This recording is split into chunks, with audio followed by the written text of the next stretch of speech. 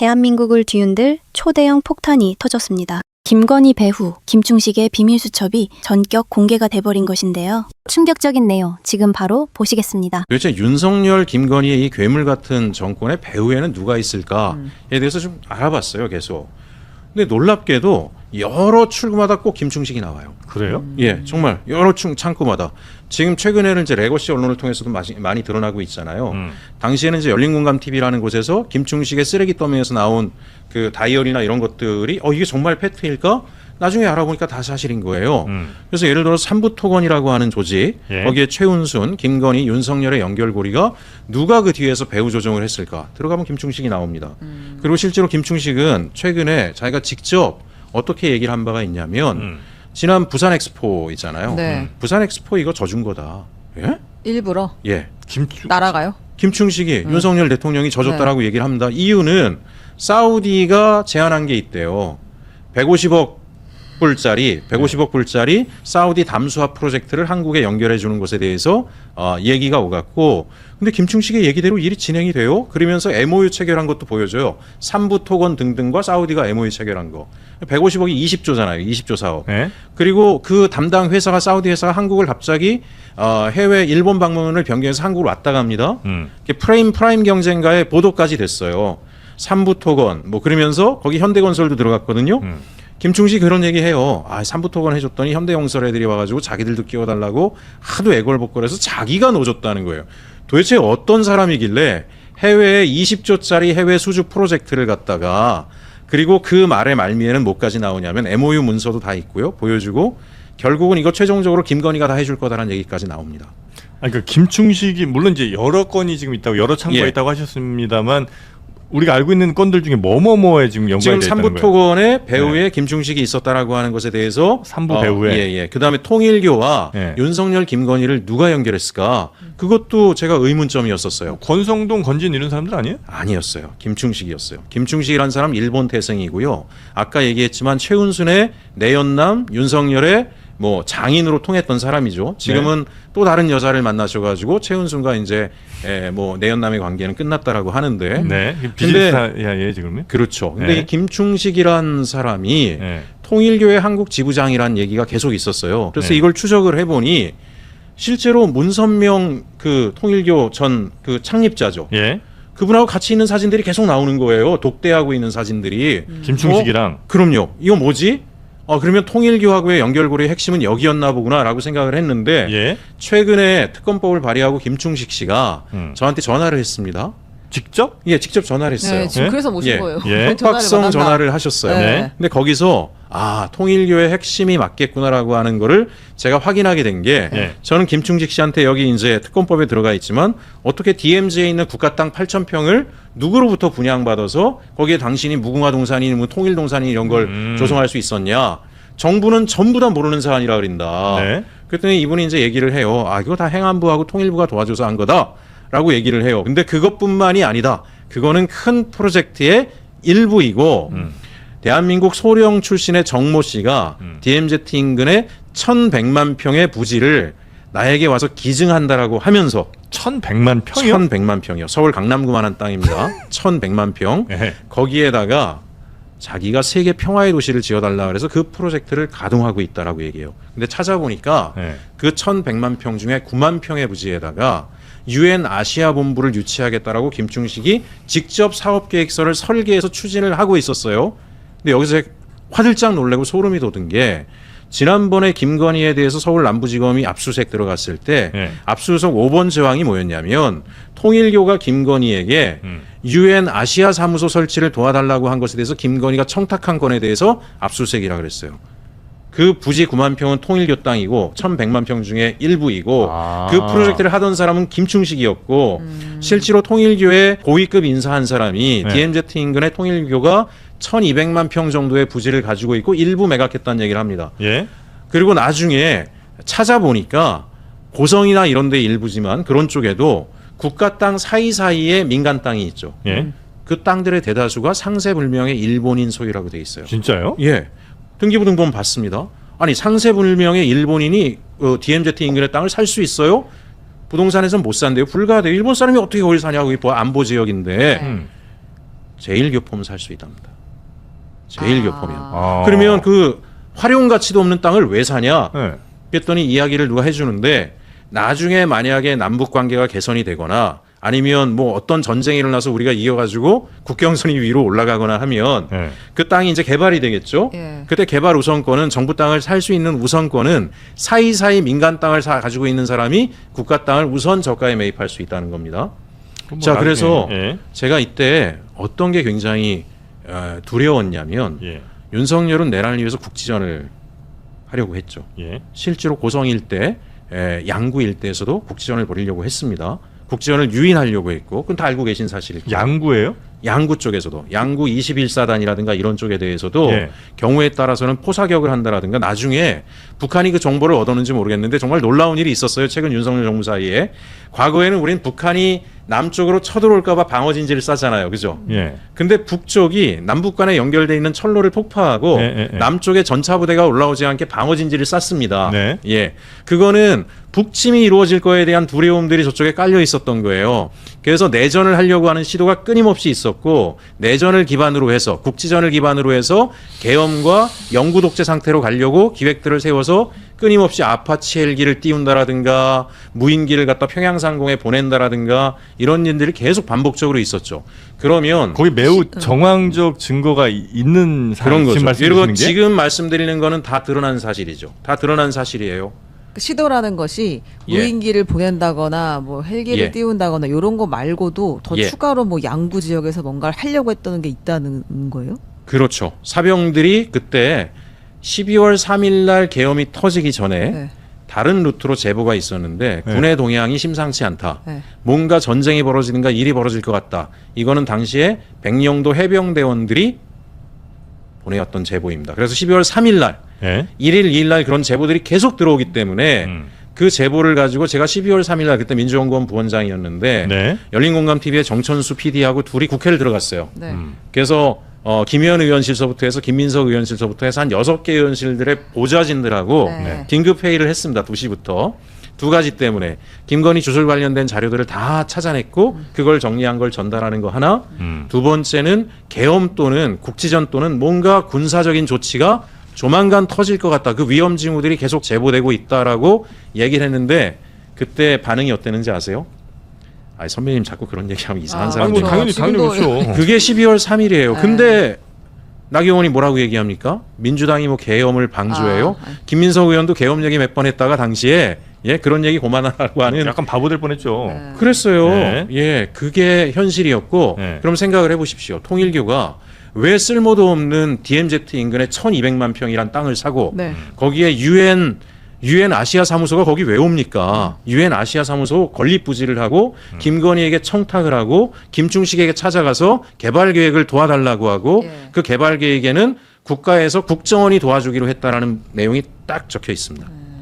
일단은 되게 멀리까지 갔다 왔는데 우리가 예. 그만큼 이제 오래전부터 통일교와 연결고리가 있었고 그렇죠. 그 증거들로 지금 이런 것들이 증거들이 있다고 하나의 주장하시는 퍼즐처럼 거잖아요. 네. 모자이크의 한 조각들처럼 계속 터져나오고 있어서 이건 단순히 특정 뭐 김건희 최은순 일가의 네. 경제적 자산 증식을 도와줬던 브로커 수준을 이미 뛰어넘었고 네. 또 하나는 노상원과의 관계입니다. 이게 잠깐만, 근데 그림이 이렇게 너무 큰데. 네, 사실 이럴 것 같았으면 통일교가 굳이 뭐 이렇게 권성동이라든지 뭐 그렇죠. 윤영호가 이렇게 뭐 건진이라든지 이렇게 연결해가지고 로비를 할 필요도 없었을 텐데 거의 지금 그렇죠. 이렇게 보면 운명 공동체처럼 보이는데 같이 움직인 거고요. 더 네. 놀라운 거는 양평고속도로 변경 있죠. 네. 그것도 김충식이 2005년도에 최초의 고속도로 라인을 그립니다. 2005년? 2005년에 이미 이 사람은 굉장히 롱 플랜을 짜는 사람이에요. 롱텀 플랜을. 예? 2005년 무서운 사람이에요. 아니 그때는 뭐 윤석열이 뭐 할지 안 할지 모르잖아요. 하지만 그때는 뭔가 투자를 위해서 시도를 했던 것 같고 그때는 네. 예. 네. 그러는 과정에서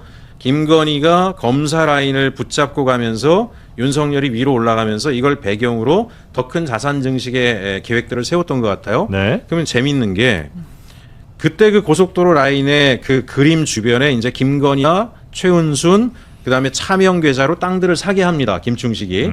그리고 용문산 뒤에까지 토지 정비 작업을 해요. 네. 용문산 뒤쪽까지. 나중에는 여기서 끝나는 게 아니라 용문산 터널을 통해서 동홍천까지 고속도로가 갈 거다. 그러면서 토지를 다 사들여요. 거기를 네. 정비를 하고. 네. 그 땅의 사이사이에 통일교가 땅을 삽니다. 그래요? 예, 수십만 평. 그건 팩트 체크 되신 거예요? 팩트 체크 된 거예요. 서로 계속 이렇게 엇갈려서 땅을 사서 그 뭔가 덩어리를 같이 그림을 계속 같이 그래요? 그려온 정황이 아니고서는 이걸 우연이라고 얘기하긴 너무나 놀랍고요. 그래서 통일교가 집단적으로 국민의힘에 당원 가입을 하고 윤석열이 대선 가도에 길을 열어주고 친윤 그룹이라고 하는 사람들을 지지하고 하는 일정의 플랜들이 괜히 돈을 쓰는 일은 없었을 거다라고 하는 생각이 들고요. 그래서 이 김충식의 그림이 과연 뭐였겠느냐. 그리고 1900년대 말에 네. 2000년도 직전에 노상원이 당시에 여러 가지 진급의 어려움을 겪을 때 노상원을 성우회의 극우 성향의 장군 출신들 조직이 있지 않습니까? 네네네네. 성우회 멤버들과 연결시켜준 게 김충식이에요. 김충식이. 김충식 그리고 나서 검토예요, 진짜. 김충식이 노상원을 성우회와 연결시켜준 다음에 그 다음에 2003년도가 되면 놀라운 일이 벌어집니다. 갑자기 노상원이 해외 유학을 가는데 정보 장교였잖아요. 예.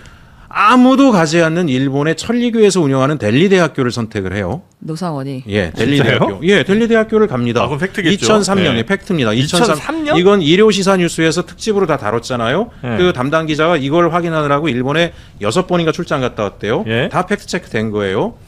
노상원이 왜 델리 대학교를 가느냐? 거긴 장학금 지원도 안 될 거예요. 그러니까 네. 누군가가 돈을 대준 거겠죠. 네. 근데 이 델리 대학교가 김충식하고 아주 연관이 또 깊습니다. 여기가 몽유도원도를 보유하고 있어요. 우리나라 안견의 몽유도원도를. 네. 이걸 지금 찾아오는 프로젝트를 김충식이 하고 있었잖아요. 일본 천안과하고 해가지고. 예? 예? 그러니까 김충식이 또 묘하게도 2003년 노상원이 일본에 가 있는 시기에 본인도 일본에 가 있습니다. 예. 그 그리고 2000년대 노상원과 가까웠던 동료 장교들의 증언에 의하면 예. 노상원이 델리 대학교 갔다 와서부터 사람이 이상해졌대요. 갑자기 주술에 대한 관심, 무속에 대한 관심 이런 것들이 굉장히 높아졌고 그러고 나서 2015년에 김충식이 대규모 전시회를 엽니다. 대형 전시회를. 김충식이? 예. 2015년이요. 김충식이요. 네. DMZ 평화의 전인지 뭔지 아는 엄청난 전시회를 또 본인이 엽니다. 예. 그런데 이 김충식의 전시회에 노상원과 성우의 또 하나의 출신 장성들이 큰 돈을 후원을 합니다. 또 그 후원금 봉투 안에서 하나의 수첩들이 나오는데 그 수첩이 뭐냐면 계엄 관련 학습서입니다. 2015년에. 아이 설마요. 설마 아니죠. 추미애 의원이 상임위 그 회의 때 다 이거 사진 자료까지 공개하지 않았습니까? 거기는 헌법 조항 중에 계엄과 관련돼 있는 조항들만 따로 모아서 빨간 책자를 만들었고 그 뒤에 김충식의 자필로 뭐라고 써 있냐면 국회를 대신하는 뭐 통일 주체 무슨 회의인지 뭘 만드는 내용이 통일주체 국민회의 같은 거. 뭐 그런 걸 한다는 게 메모가 돼 있어요. 그러면 가만히 생각해 보면 2015년 16년은 박근혜 탄핵 시기예요. 예. 그때도 사실 군은 계엄을 시도했습니다. 뭐 그런- 준비를 했어요. 그런 뉴스가 있었죠. 무산이 예, 됐죠. 예, 예. 노상원은 그때부터 성우의 하나의 전직 장성들, 자신들은 국가의 군인이 대한민국을 지배해야 된다라고 믿고 있던 사람들, 그래서 쫓겨난 사람들, 그거를 자신들이 불법을 했다라고 믿는 게 아니라 불명예스럽게 퇴진됐기 때문에 명예를 회복하겠다라고 지금도 목소리를 높이는 사람들과 김충식과 노상원이 같이 움직였다라는 거고, 그게 지금의 내란 계엄이다라고 하는 기획과 무관하냐? 좀 무관하지 않다라고 생각합니다. 군에서도 당연히 지금 현재 이 상황을 불만을 갖고 보는 사람들이 분명히 세력이 있을 수도 있고 그다음에 그렇죠. 이제 통일교는 어쨌든 일본에서 입지가 좀 좁아진 뭐 최근의 상황도 있었고 또 한국에서 뭔가 큰 비즈니스를 좀 하고 싶은 그런 마음이 있었던 그 욕망이 또 하나가 크게 있는 거고 그렇죠. 그다음에 이제 정권을 잡고 나라를 어떻게든 뭐 해보려는 또 윤석열 김건희의 또 욕망이 있는 건데 그 핵심 고리에 김충식이 연결자 이렇게, 역할을 한 거죠. 이렇게 연결을 해서 예. 지금의 상황을 만든 거로 보신다는 거예요? 그렇게 보여지는 증거들이 나오고 있고 사실 특검도 이 부분을 이제 들여다보기 시작을 했습니다. 관련 자료들이 특검에 이미 다 넘어가 있고. 근데 이거는 근데 더 많이 사실은 퍼즐이 맞춰져야 됐죠. 왜냐하면 이제 그렇죠. 우리 아주 옛날부터 김충식이 이런저런 일을 했을 수는 있으나 근데 이번 계엄하고 직접 관련성이 있느냐, 정말 본인이 활동을 해가지고 막 노상원이랑 윤석열이랑 다 엮어줬느냐, 이건 완전 또 다른 문제이기 때문에 거기까지는 또 밝혀져야 될 대목들이 있을 것 같은데. 그렇죠. 적어도 윤석열, 김건희와 노상원을 누가 연결시켜줬느냐라고 하는 부분은 네. 추정해 볼 수는 있죠. 원래는 예. 우리 김용현이라고 알고 있었는데 이때 김용현, 노상원과 성우회의 네트워크를 만들어주는데 준 것이 김충식이 김충식이다. 깊이 개입했다라고 하는 증언도 있습니다. 만물 충식설인데 그러면 요거 두 가지만 예. 더 우리가 시간이 좀 네, 네. 모자라서 여쭤보면 그 이제 이재명 대표 당시에 피습에서도 또 김충식 이름이 나오잖아요. 그렇죠. 요거에 대해서는 관련성을 좀 어디까지 파악하셨나요? 지금 특검에서 조사를 이제 하고 있을 텐데 네. 좀 더 심층적으로 해야 되는데 이것도 단초는 뭐냐면은 김충식이 다이어리에 이렇게 써 있습니다. 세계로 교회 손목사 아산 배방면 부동산 7억이라는 메모가 나왔어요. 네네. 근데 이게 놀라운 게 그 김진성 테러를 했던 김진성이 아산 배방면에서 부동산을 한 사람이죠. 예. 부동산을 한 그건 뭐 사람이에요. 알려졌죠. 그 다음에 김진성이 테러 현장으로 갈 때 차량 이동을 도와준 게 세계로 교회 신자라고 이야기를 합니다. 그럼 이제 손현보 목사가 세계로 교회잖아요, 네. 그죠? 그럼 손현보 목사하고 김충식은 어떤 관계가 네, 있느냐? 네. 이것도 하나의 궁금증이었어요. 예. 네. 몇 가지를 찾아냈습니다. 아. 국가조찬기도회라는 게 있어요. 예. 극우 성향의 예. 목사님들 모여서 정치인들하고 하는 김충식이 국가조찬기도회의 서울 동부지구에 굉장히 중요한 위치에 있습니다. 그래서 거기 연회하는 행사 보면은 김충식이 메인 중심에 서 있는데 옆에 황우여 씨가 서 있고 옆에 안창호 지금 인권위원장 아, 이런 분들이 네네네. 같이 사진을 다 찍습니다. 독실한 분들이네요. 예. 네. 그럼 손현보 목사가 국가조찬기도의 핵심 멤버입니다. 본인들 같은 멤버예요. 예. 그리고 놀랍게도 손현보 목사가 반복적으로 예배를 하는 과정의 설교 과정이나 이런 여러 가지 연단에서 이재명이 죽어야 대한민국이 된다라고 하는 메시지를 계속 냅니다. 그리고 계엄이 있기 한 달 전에 네. 서울에서 대규모 국가조찬기도회가 열립니다. 네. 한 달 전에 예. 그 자리에 윤석열이 와서 뭐 축사를 하든가 합니다. 그 자리에 박완수 계엄사령관이 가서 앉아 있습니다. 박안수요. 아. 예. 예. 그래서 기본적으로 예. 손현보 목사와 김충식은 연결고리가 분명히 있다라는 지점들이 밝혀졌고 네. 김충식의 다이어리 안에 나와 있는 세계로 교회 손목사 아산 배방면 7억이라는 얘기와 네. 김충식이 김건희 최은순의 최초의 대형 자산을 축적해 준 게 아산 배방면이에요. 아 땅을 사가지고 부자가 됐다는 그렇죠. 거죠? 개발 정보를 김충식은 법조 브로커이기도 했으니까 네.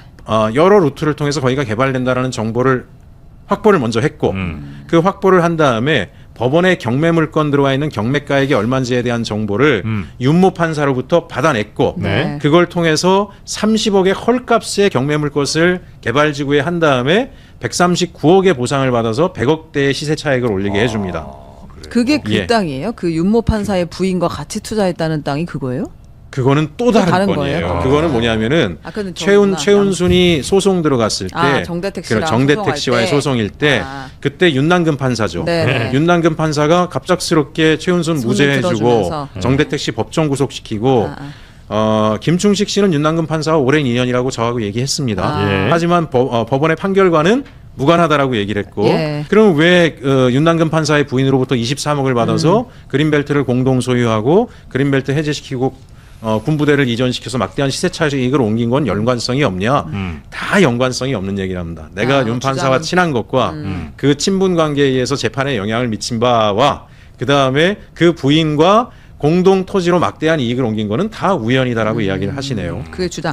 지금까지 있었던 네. 이야기를 좀 네. 너무 커가지고 정리해 보면 예. 방금 있었던 그 이재명 대표 당시 테러 시점 사실 2024년 1월이잖아요. 네. 근데 계엄은 2024년 말이고, 근데 그럼에도 불구하고 아무튼 찾아보니 이 손현보 목사와 네. 이제 극우 세력들과 김충식 씨가 같이 모일 만한 예. 그 일들이 있었다, 예. 관련이 있다, 이렇게 예. 정도 지금 나왔다고 보면 될 것 같고. 거기에 최근에 여기 특검법엔 못 놓지만 새로 지금 제보가 들어와서 확인을 해보니 예.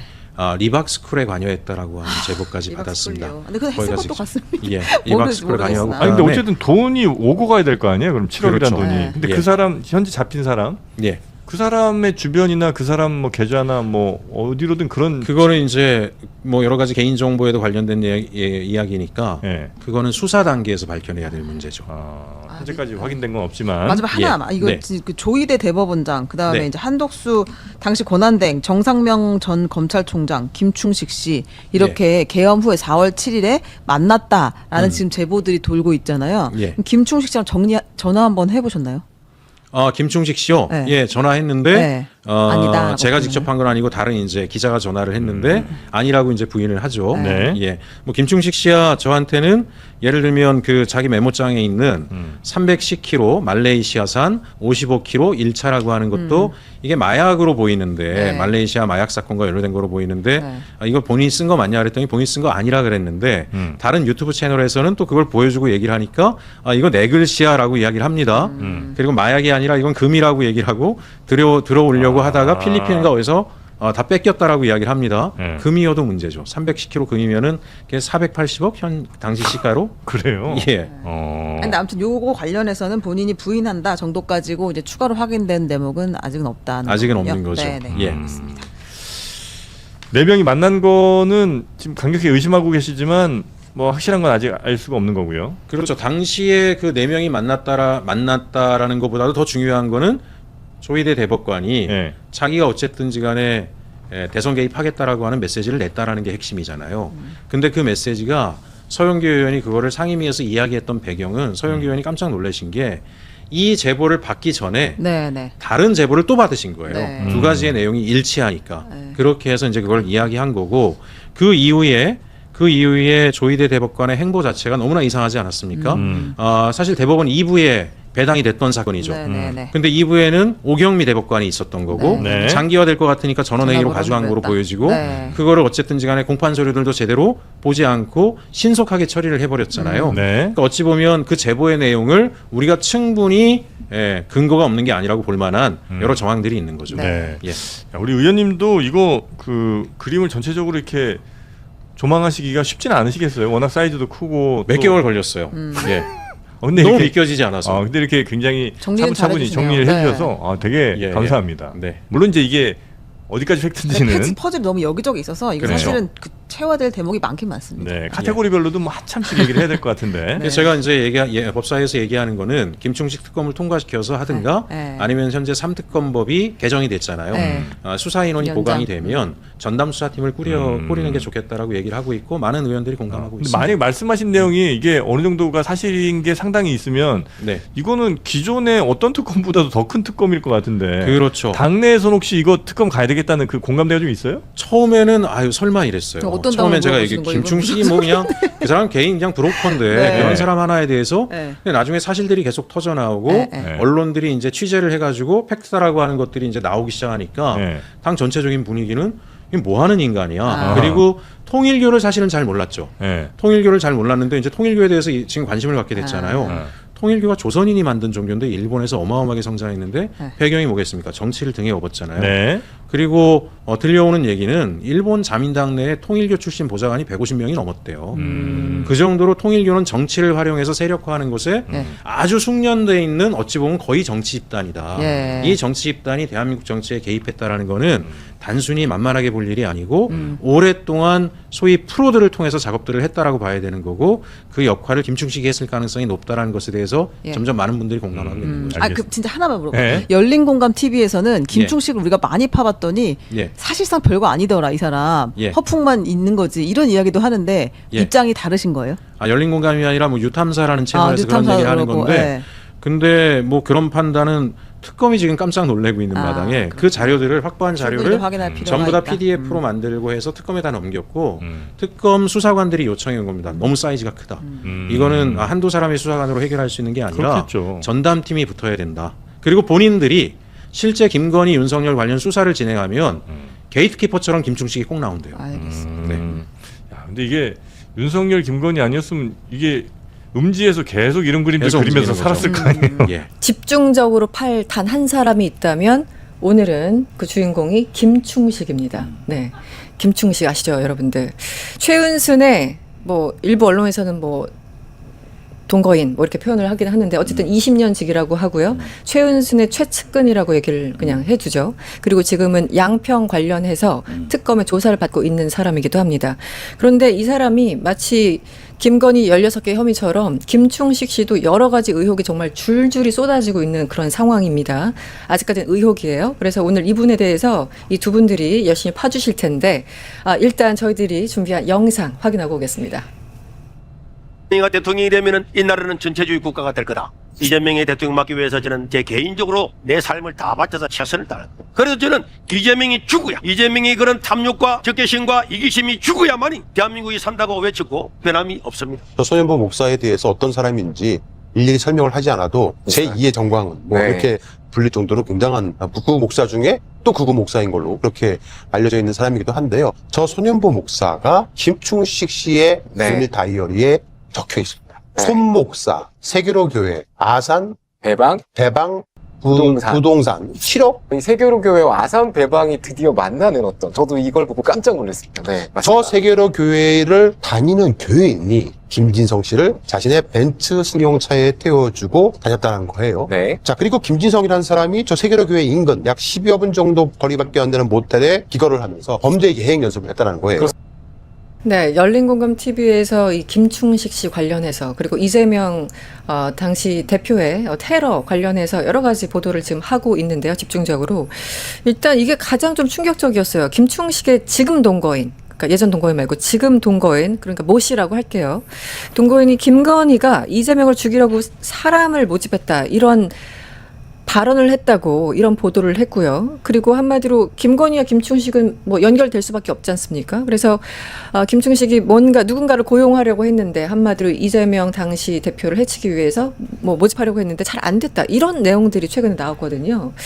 일단 이 부분은 어떻게 보세요, 전희연 부원장님? 그 이재명 당시 대표에 대해서 피습 사건에 대해서 그것이 약간 특정인의 혼자의 계획이냐 아니면 배우가 있느냐, 그렇죠. 이 부분에 대한 진실 공방이 지금 계속되고 있는 건데, 이 발언을 듣다 보면은 개인의 문제가 아니라 누군가가 의도적으로 이재명 대표를 해칠 의도를 갖고 네. 특정인을 고용하려고 했었던 거 아니냐라는 지금 의혹이 제기되고 있는 거고요. 네. 어쨌든 그 김충식이라는 인물이 그냥 일반인이 아니라 말 그대로 당시 권력의 정점이 있었고 네. 이재명 대표를 뭐 증오한다라고 했던 김건희의 엄마인 최은순과 아주 밀접한 인물이기 때문에 이런 의혹이 더 커지고 있다고 보는데, 네. 지금 민주당 정치 테러 대책위원장을 전현인 최고위원이 하고 네. 있습니다. 그래서 전현 최고위원이 정치적 암살 테러 의혹에 대한 철저한 수사를 촉구하고 있는데, 어쨌든 이재명 대표 개인에 대한 피습은 그냥 개인에 대한 피습이 아니라 말 그대로 가장 유력한 대선 후보 때 됐던 그렇죠. 테러이기 때문에 네. 정치적 암살 테러라는 의혹이 더 커지고 있는 것으로 보입니다. 네.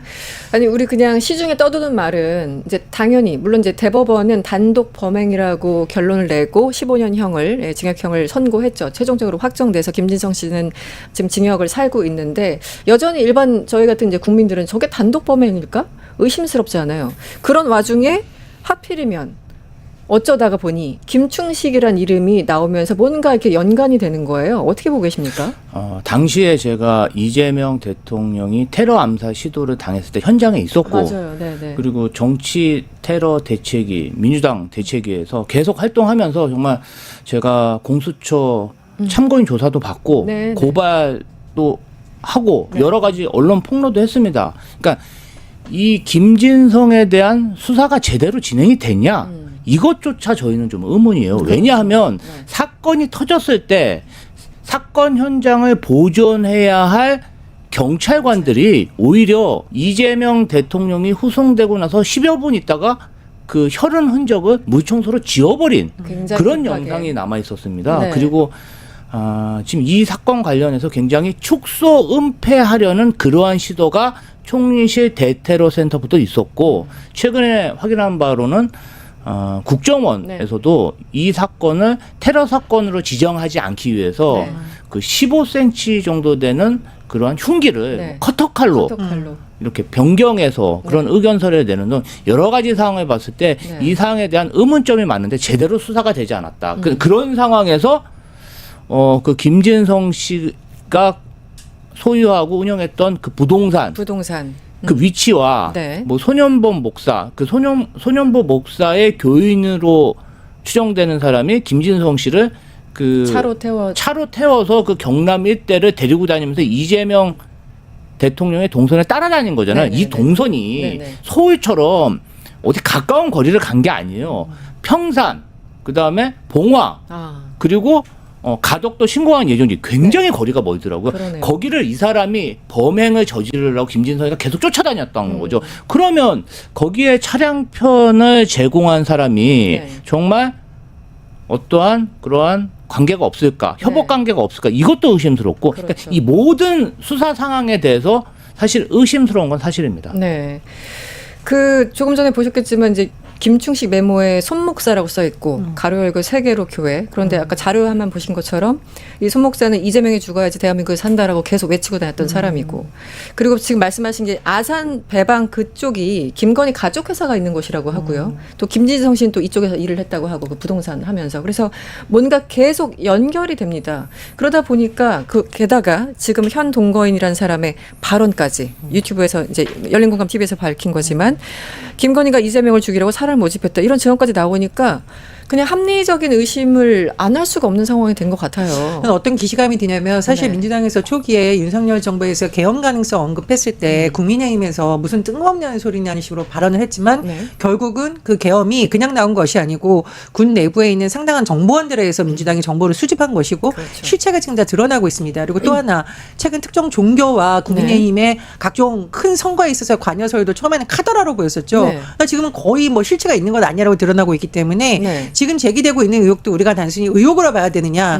아니면 정말로 본인들의 이권을 지키기 위해서 정치적인 권력을 통해서 거대한 이익을 노리는 김건희와 그 일가들이 결국은 이재명 대표를 제거해야만 네네. 본인들이 좀 편하게 활기를 쳐야 되니까 이런 네. 것까지 모의하지 않느냐라는 의심이 되고 있는 대목이거든요. 네. 그래서 이것은 그냥 개인에 대한 판결로 끝날 것이 아니라 정치 테러라는 차원에서 진상조사가 필요해야 된다. 이렇게 이제 우리 당에서는 계속 주장을 하고 있는 것으로 그래서 보입니다. 전현희 위원장이 지난 주인가 기자회견 하지 않았습니까? 맞습니다. 수사를 다시 해야 된다고. 네. 이당 차원에서 이제 대응을 하는 것 같습니다. 그 전에는 박선원 의원이 국정원 보고서 이런 거 가지고 이제 기자회견을 하셨는데, 이제는 아예 전현희 위원장이 직접 나와서 여기에 대해서 좀 얘기를 하고 있는 그런 상황인 거죠. 저도 그날 네. 기자회견에 참여를 했는데 아, 네네. 이제 이 사안 관련해서 사실은 공수처에서도 제대로 된 수사를 못했고 여러 가지 진위 여부가 좀 이렇게 덮여 있는 상황이에요. 네. 그래서 이 부분 관련해서 좀 명명백백히 좀 밝혀야 될 필요가 있다. 그리고 저 영상 보고 굉장히 충격적인데요.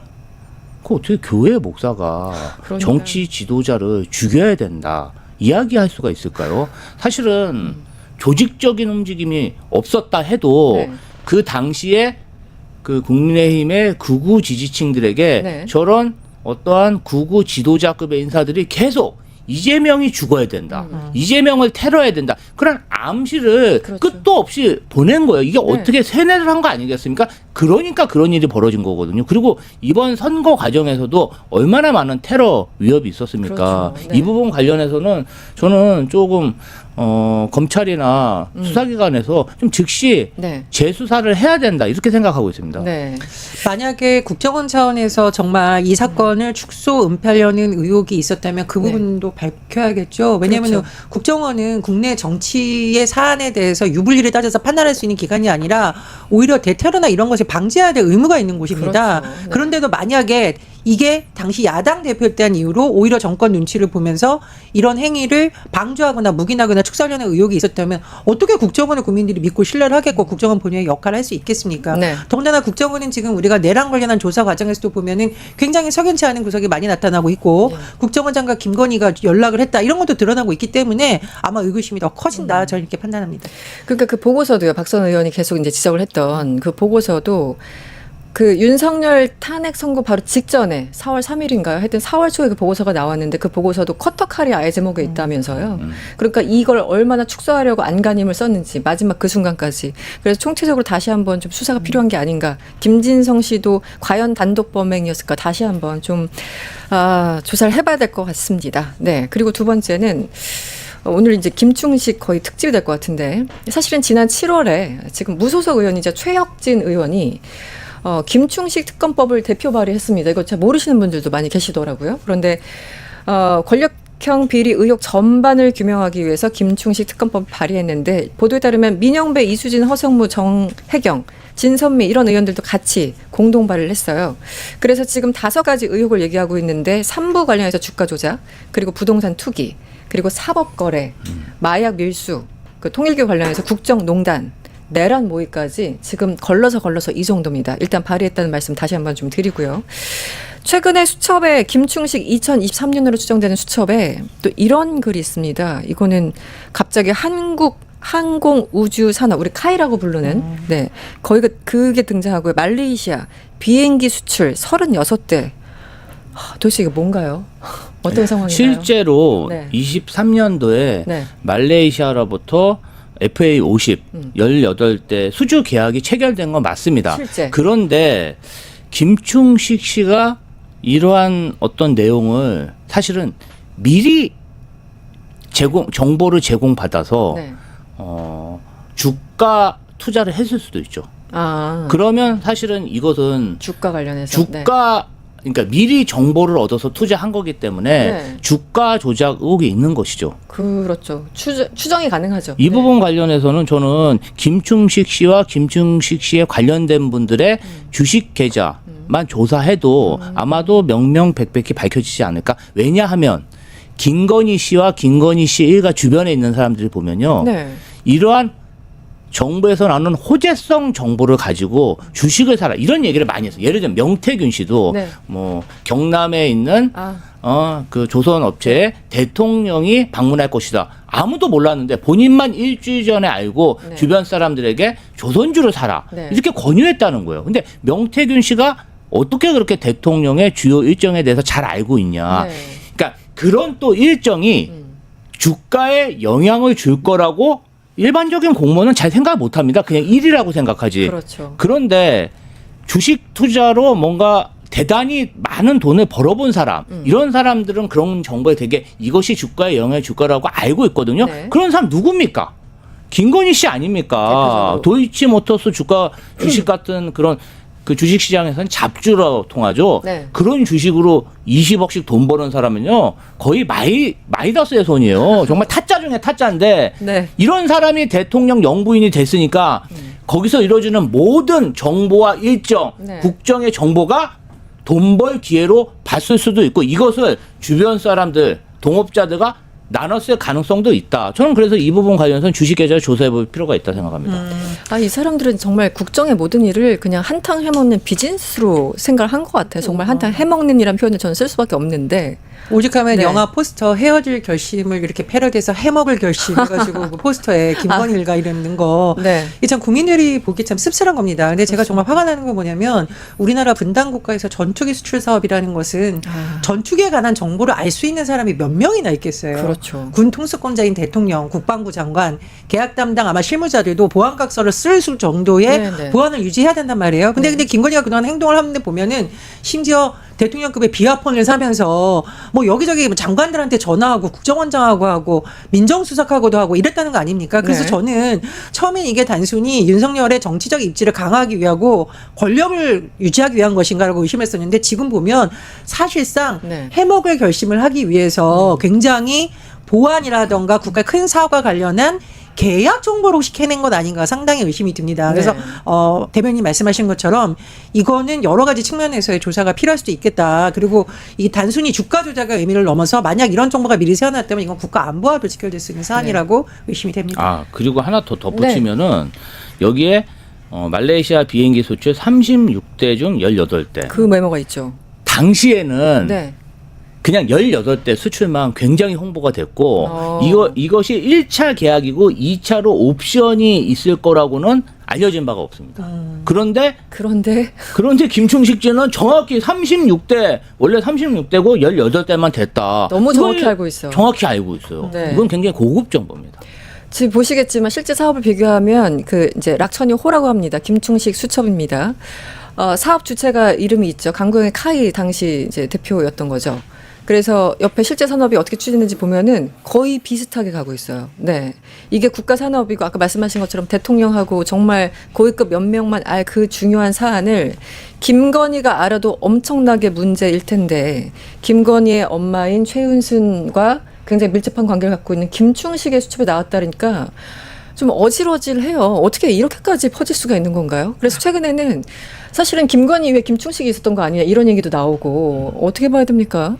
그러니까 이게 국정농단의 이 규모가 우리가 생각하는 수준을 상상을 초월하는 규모다라고 생각할 수밖에 없는 거죠. 네. 사실 우리가 뭐 요즘 다이아몬드 목걸이나 뭐 브로치에 분노하고 있는데 이 전투기 사업에 비하면 그건 뭐 그거는 세 발을 피다고 할 정도로 참 그런 씁쓸한 농담을 할 정도입니다. 근데 그렇습니다. 제가 지난주에 방송에 나와서 여러 가지 문어발 사업 정도가 아니라 이거를 지네발이라고 해야 되냐. 그래서 아니다 노래기다 해가지고 많은 분들이 노래기를 검색하셨다고 했는데 노래기가 발이 1000개가 넘는 것도 그래요? 됐다라는 의혹이 있어요. 그래서 김건희 노래기? 노래기설 날이 나오고 있다. 그리고 어. 그 김건희만 있었던 것이 아니라 이것은 사실상 가족 사기단이라고 봐야 그렇죠. 되는 거 아닐까 그런 의심이 듭니다. 그리고 또 있어요. 필로폰도 등장해요. 부대변인님이. 필로폰이 왜 등장합니까? 지금 김충식 수첩에 말레이시아 마약 밀반입 사건 관련해서 직결될 가능성이 있는 이 이제 용어가 나오죠. 말레이시아 310K, 콤마하고 1차 55K. 메모가 발견되는데요. 이게 우리 백희룡 경장 맞습니까? 네. 백희룡 경장이 이제 폭로하면서 마약 사건이 어떻게 무마됐는지 굉장히 여러 가지 의혹이 지금도 진행 중이지 않습니까? 그래서 그때 그 사건과 지금 이 메모가 굉장히 연관이 있는 게 아닌가, 관련성이 있는 게 아닌가라고 의심을 하게 되는데 이 사건은 어떻게 보고 계세요? 글쎄요. 이 310K라는 게 어떤 뜻인지 비행기 편수를 얘기하는 것인지 그건 아닌 것 같고요. 예. 그리고 1차에 55K면 네. 뭐 310kg 중에 55kg가 1차에 들어왔다. 그렇게 보여요. 이런 표현인지 좀 네. 봐야 될 것 같아요. 이 부분 관련해서는 네. 조금 체크가 필요하다. 그렇죠. 이 메모 내용으로만 봐서는 사실은 마약을 취급한 것인지 어떤 것인지 좀 봐야 될 것 같습니다. 일각에서는 제가 어디 그 출처인지는 조금 확인을 해야 되는데 일부 보도에 따르면 이 수첩에 적힌 말레이시아 310K라는 메모는 2023년 인천공항을 통해서 들어온 말레이시아산 필로폰 310kg 밀반입 사건과 정확하게 일치하는 숫자다. 또 이렇게 그 추측하시는 분들이 있어요. 그래서 어떻게 해픈투비 310이라는 숫자가 똑같이 나오지? 수첩과 실제 그 발생한 사건 사이에서 이 부분에 대해서는 요즘은 다른 사건을 너무 파느라고 사실은 이 마약 사건 관련해서 제대로 수사가 진행이 안 되고 있는 것 같은데 어떻게 보세요? 근데 저는 사실 윤석열 정부가 매일 외치던 게 마약과의 전쟁이었거든요. 맞아요. 그런데 네. 오히려 마약 수사를 잘해서 기자회견까지 준비할 정도로 칭찬을 받았던 뭐 박수를 받았다는 말까지 나왔던 네. 조사 담당자를 오히려 발표하지 말라고 하고 그게 무슨 뭐 어디와의 갈등 때문이고 뭐 국정감사 안 되고 야당에 뭐 줄거리냐고 이렇게 얘기를 했다라고 하는데 이건 도저히 이해가 되지 않는 거죠. 네. 왜냐하면 그 정도까지 마약과의 전쟁을 하겠다고 난리를 쳤으면 오히려 홍보를 해야 되는데 못하게 네. 하면서 지금 왜 이렇게까지 했을까? 혹시 김건희 일가가 이 사건의 본질적인 문제와 연관되어 있기 때문에 네. 그렇게 무리하게 수사 외압을 넣은 게 아닐까라는 의심이 되고 있었는데 네. 마침 이런 숫자까지 딱 나오니까 그런 의심이 더 커지고 있다 이렇게 봅니다. 지금 서울 동부지검장인 임은정 검사장이 네. 이 마약 사건을 직접 지휘하고 있습니다. 한 5일 정도 됐는데 네. 지난주 기사가 나왔죠. 예, 네. 아마도 좀 시간이 지나면 결과물이 나오지 않을까 그런 생각이 듭니다. 네. 누가 봐도 백혜룡 의심스럽죠. 경장의 그 좌천과 네. 그 말레이시아 마약 사건은 말이 안 되는 얘기잖아요. 그렇죠. 그 네. 수천억 원에 달하는 마약을 인천 세관에 그냥 몸에 붙이고 왔는데. 들어왔는데 어떠한 제재도 없었고 그리고 그 수천억 재산이잖아요. 어떻게 보면 그 사람들한테. 네. 근데 그것을 내가 통과할 수 있다는 확신이 없다면 어떻게 들고 어떻게 시도를 하겠어요? 그것도 네. 뭐 그냥 뭐 200만 원어치도 아니고 수천억 원을 제가 봤을 때는 어떻게 세관과 관세청 마약범들과 유착 의혹이 있을 수 있기 때문에 네. 이 부분은 반드시 발본색원해야 된다. 그리고 이제 은폐되는 과정도 굉장히 미심쩍잖아요. 그렇죠. 예. 네. 그 몇 달 전에 MBC 스포트라이트인가에서도 이거 집중적으로 이제 보도를 한 바 있는데 그거 참고해 주시면 좋을 것 같고요. 통일교 얘기 잠깐 해볼게요. 김충식 씨 또 수첩에 이거는 2019년 수첩 같은데요. 통일교 윤석열 그러니까 통일교에서 화살표 윤석열 이런 메모를 비롯해서 통일교 관련 문구가 상당히 많았다고 합니다. 그런데 지금 문서를 보면은 그리고 어제 동아일보 보도인데요. 김충식 씨와 통일교 사이의 연관성이 의심되는 문서가 발견됐는데 문서에는 또 UN 사무국 설치 관련해가지고 뭐 사업 계획안이 담겨 있기도 하고 너무 많아요. 통일교 관련해서는 이거 어디서부터 파야 됩니까? 일단은 통일교 전 간부가 건진법사를 통해서 김건희에게 금품을 전달한 부분에 대해서 지금 계속 수사가 진행이 되고 있잖아요. 그렇죠. 그런데 왜 김건희에게 이렇게 금품을 전달하려고 애썼을까? 네. 순수한 마음이 아니라는 거죠. 뭔가 현안을 청탁하기 위해서 있는데 네. 이 현안이 발로 한국 내에 제5사무국 유치와 관련된 것이 아니냐라고 지금 계속 그렇죠. 수사방을 좁혀가고 있는데 네. 더 어이가 없는 것은 김충식 씨가 이 통일교 현안과 관련된 사업 계획안을 도대체 왜 가지고 있는지 모르겠어요. 그러니까요. 저는. 네. 아니 통일교 사업 특히 UN 5사무국이 본인과 무슨 상관이 있습니까? 그렇다 보니 이 통일교 측에서 김건희에게 줄을 대기 위해서 여러 가지 이제 통로를 활용했을 텐데 그 중에 한 사람이 김충식, 또 한 사람은 건진법사가 아니었을까?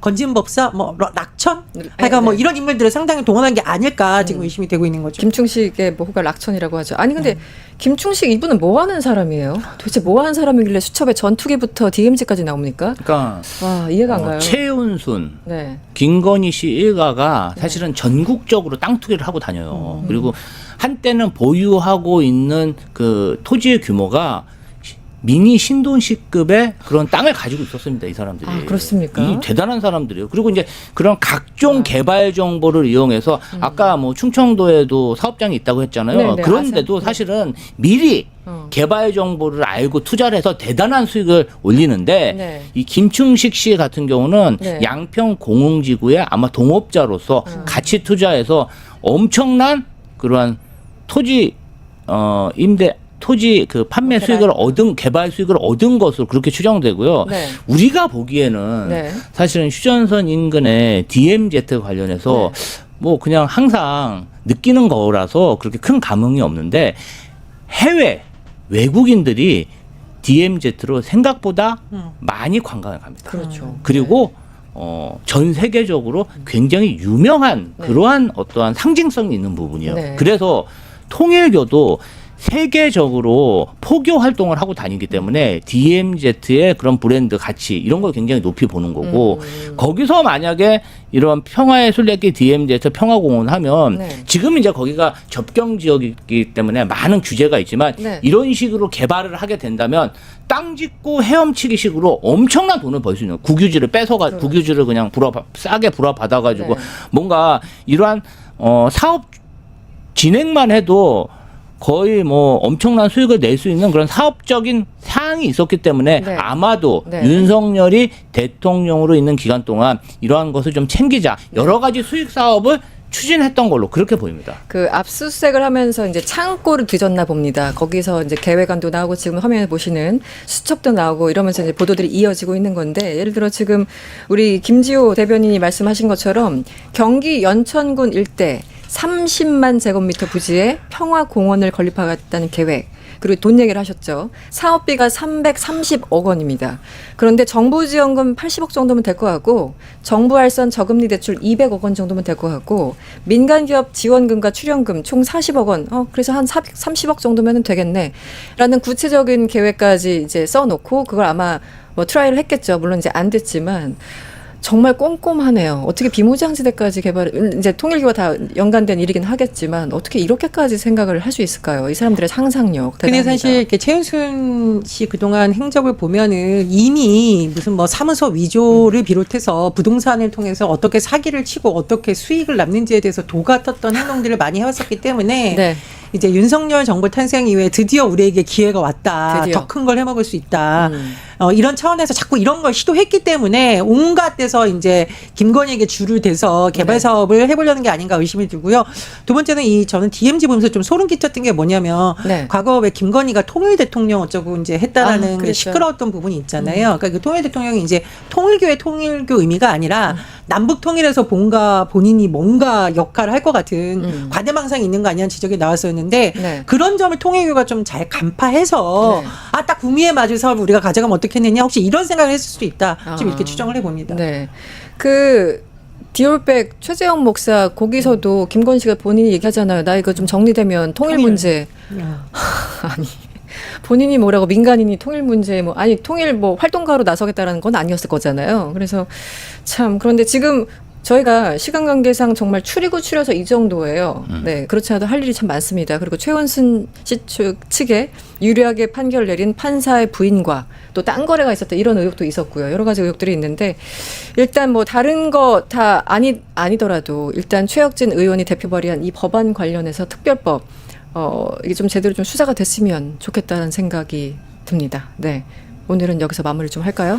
아니면 더 보충하실 얘기가 혹시 있으신가요?